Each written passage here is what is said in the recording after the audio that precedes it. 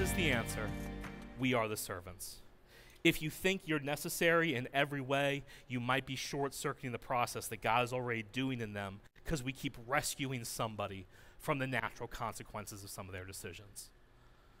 And so we need to be people who don't always rescue and let Jesus be the one who rescues. How often do you think we might interfere in the very thing that God is doing? Again, if you think God needs you to fix people, your God is too small. I remember when I was a kid, we used to do these dramas, these big passion plays, right? They started really small, they got really big. And I remember having this conversation, because I used to do lights and sound, that kind of stuff. And I remember telling the guy, it was just playing around, it was like, I don't know, 11 o'clock at night, we had done like long rehearsal, we're getting ready to do the show. And I said to the guy, well, maybe I'll just quit. Have you ever done that to somebody thinking you're going to, I'll show him? And he's like, all right. The guy who played Jesus, his name was Ed, and he said, God can replace anybody. He doesn't need you. And I said to the guy who was playing Jesus in this play, I was like, even you? And he said, even me. Because so often we think that we are the answer, that we are the one God needs. God has to answer to us. We may be part of an answer that he uses, but he is God, and we are the servants. Paul said it this way in Galatians 6, 7, and 8. Don't be misled. You cannot mock the justice of God. You will always harvest what you planted. Those who live only to satisfy their sinful nature will harvest decay and death from that sinful nature. But those who live to please the Spirit will harvest everlasting life from the Spirit. And this is God's principle of harvest. We do what's right, we prayerfully follow Jesus, and we trust him in the consequences. And sometimes there's this principle where people face the consequences of their actions, and we actually pull them from the consequences and stop the restoration process. This is, again, if you've ever dealt with addiction, you know this is a big issue. And as I close today, I'll summarize the story of the prodigal son, which maybe you've heard, and if not, it's an amazing story about this dad who has two sons, and the younger son says, I wish you were dead. Give me the money now like you were dead. Let's pretend you died. Give me the money I would get when you die. And breaks his dad's heart.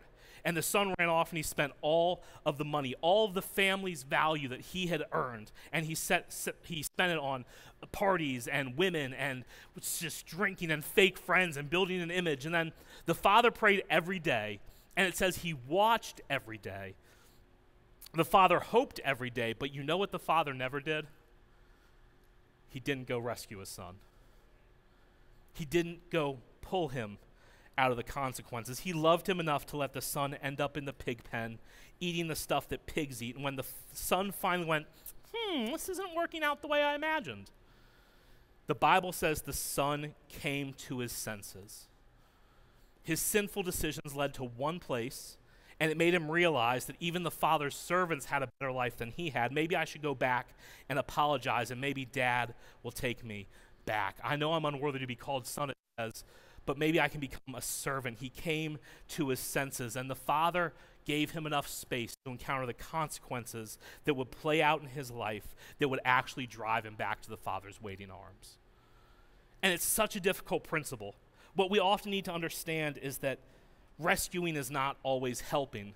It may bring relief, but not restoration. And so if you're a mom or a dad or a sibling where you're always rescuing people from consequences, you're the alarm clock so they can never wake up on time, right? Maybe they need to lose a job because they can't show up on time.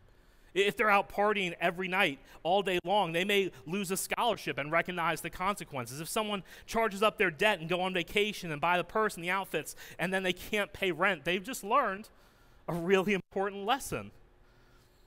It's hard to let people go through difficult circumstances. I was thinking about this the other day. Some of you know my story. I'm not going to tell the whole thing, but when I was in the 5th grade, I had basically a mental breakdown. I tried to cut my wrist with a glass. My parents called the police. They should, because what else would you do? They took me to Monmouth Medical. Decide they're going to hospitalize me and keep me as a guest in a literal padded room, and they're going to give me shots in my butt because I can't actually calm down.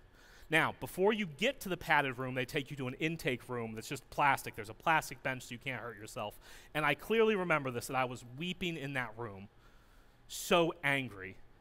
And I remember my dad came in and I hugged him, and I don't know how long he held me, but I cried enough that I soaked his green Army t-shirt. And I clearly remember that stain.